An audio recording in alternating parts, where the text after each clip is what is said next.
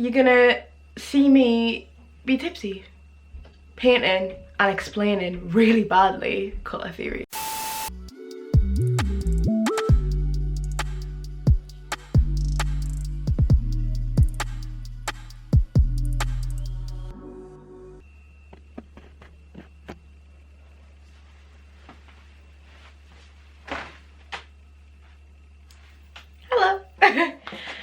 Hi everyone, it's me again. I'm back with another video.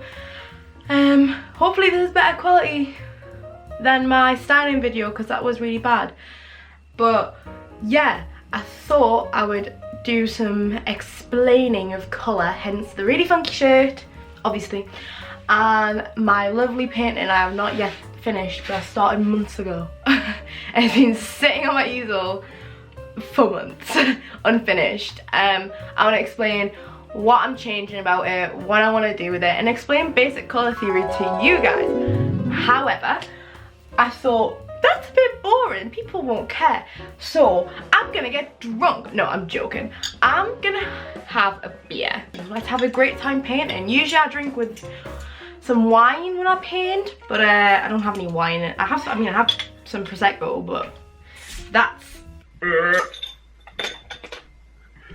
I don't think that's really appropriate, drinking Prosecco by yourself. I feel like a lager's a bit more appropriate, so yeah. I've got a notebook that I have wrote some little notes down to help me keep on track. But yeah, this is my painting, it's self-portrait in my style. She's a pretty one, so I mostly use acrylic, but some of it's done with gouache, some of it's done with poster paint, so hopefully it's not too bad. But yeah, let's see how it goes. I'll link the website that I used to help me with some extra like notes, but this is what I do in my course. This is something really important that is really everyone uses, you just don't think about it. Basically, colour theory is the science and the art of using colour. It's all about how humans perceive colour and the effects that they have psychologically for humans. And it's really interesting. Understanding the terms and the processes of colour will definitely help anyone. If you wanted to go into marketing, if you wanted to create your own brand, if you wanted to create just like your new room design, if you want to style an outfit, you know, colour is everything. I mean, there's a study that like the first 40 seconds of someone seeing a product, they can decide if they like it or not. Colour is so important in branding and everything that you're doing, for anything really. So hopefully you can take something from this. And yeah, enjoy, because I'll explain loads, because right now there's something wrong with this and I will explain it very quickly. If you wanted to know, I am just got some new paints as well. This is the Winsor & Newton Galleria Acrylic 10 by 20 milliliter set. It's really annoying because it doesn't come with a black, and I'm a big person that uses a lot of black, and I'll explain why. But have a label left off my Dayline Rowney graduate acrylic set. Like, I mean, they're so dead now, like, look at that. We have a wheel that is split into primary colours, which you probably all know because you learn that in school, primary school and secondary school, in your art classes. But then you also have your secondary colours in your trietary colours. I'm pretty sure that's how you say it. Trietary. It's tertiary. IGHT, I'm a head out. So this consists of yellow orange, red violet, blue green, and yellow green. So this is where you get the kind of terms like teal and violet. Very, very simple stuff. But that's kind of how we see colour and create colour, is through those 3 different categories of the colour wheel. So yeah, oh, these are so pretty. These are so pretty. So we are perceiving colour through light waves. Our eyes see the light waves, and that information is processed in our brain, okay? The way we work with colour is different between different planes, like physically and digitally. So that's when you hear RGB in CMYK. RGB is digitally mixing process that directly uses light and light waves. So you've got your red, green and blue. And this is what you see on my camera, on your phones, TVs, projectors, anything that's digitally visual. Mixing all these three with the right proportions and the right intensities is what creates pure white light, which is what you use in science when you put it in the like prism thing. However, CMYK is the physical mixing process, the subtractive version, which is what we learn in class. So this is where you subtract the light from the surface you're creating, so it's all physical, and you're adding colour. So that's where cyan, magenta, yellow and black comes in. And this is where basically it was red, yellow and blue like we always have been taught. However, for computers digitally, they have a much wider spread of different colours, hues, tints and tones and shades, which I'll get into. So they can print more colours for us. It's basically so much better. But basically, I went with my skin tones, just kind of drastic contrasts of my skin tone. So I wanted to get the brown, melanated browns, beiges and creams to represent my skin tone, which I think worked really well. And then I added pinks and kind of a more red toned pink for my lips and my eyeshadow and my bands, because the picture I was using for reference, I was wearing a lot of red and pink that day. So I thought it was really, really important to implement that in. And I wanted to create this hand marbled effect. Worst decision of my life. Love it, but hate it at the same time. It's taking forever. And I wanted to implement the colours that you found in the skin, in the pink to blend, and in this kind of weird boxy thing I've made, which I'll get to in a minute. But I contrasted the red and the pink together with this teal colour in the background. Now I will explain why this teal colour is so important. So you just use something like this, which you've probably seen in like films and stuff of, and they use it with like the wooden board and they just go, ooh.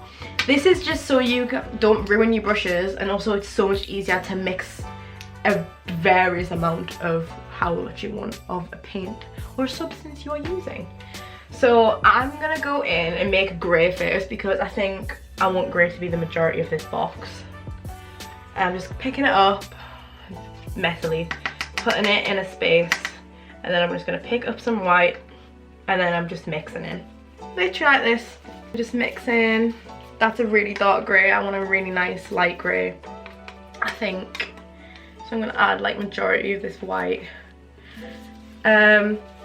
Acrylic paint I find is the easiest out of all of them. Poster paint's useless.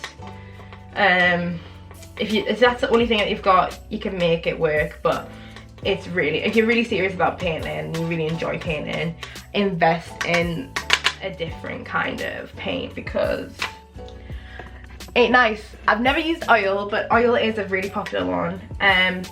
Really good to use, hard to use I would say. A lot of practice. Like anything with art though, everything is really like practice, and also style is really important as well. Like, this is what I feel like they don't teach you in school, is like there's not just one way of doing stuff, you know what I mean? Oh my god, yeah, I've got a grey now. Taking this brush, and I'm basically gonna just go ham on paint. I'm so sorry, this video is so terrible. I'm so sorry. Let's just paint and chit chat and talk about colour, because it's pretty interesting, it's pretty fun. Splitting that wheel in half, you get your cool and your warm, which everyone understands. And this is where you commonly hear like warm tones represent brightness and urgency and everything fun, you know, just simple terms like that, where you find like yellow is sunshine, is happy, yay. that kind of connotation, whereas cool tones are like, you know, the sadness, the peacefulness, the calm, you know. So that's kind of where we associate these colours because of their warmth and tones and our emotional connection to those colours. But further in that, you then get hues, shades, tints and tones. So everyone kind of uses this terminology very loosely, but actually they all have really good definitions. So a hue is the pure colour, that is what a colour is. It's a correct terminology for colour. But tint is where the neutral colour, the neutral shade, I'd say, of white is added and it becomes lighter. Let's say lighter, just so you can understand. So that's why pink is a tint of red. Does that make sense, guys? I don't know if it does. It kind of does. As I say, I've got websites everywhere so you can like double check if you really care. But yeah, a shade is when the neutral black is added. So for example, if black was added to red, you would get a burgundy tone. That is a shade of red because it is shaded. You kind of understand this kind of terminology now? And then a tone is grey, where the balance of white and black are both added. This is where you keep your colour, but it is a more subtle version, basically, and that's where you get a tone of a colour. Why I'm using grey, black and white in this box is because I think it's just going to detract from that. I mean, I could have used teal, but then it would blend with the background. I thought that's too much. It's already a big proportion of the teal in the back. But yeah, I'm just gonna go for it. And also these colours are dark enough to cover this green, because this neon-y green is disgusting and I'm so annoyed I used it. Pretty sure I was drunk when I did the green though, so makes sense. I have the teal and the pink together. Now teal and pink, or this, well, this tint, if I use the correct terminology, is really interesting. But these two are direct from each other on the colour wheel. This is what we call a complementary colour palette.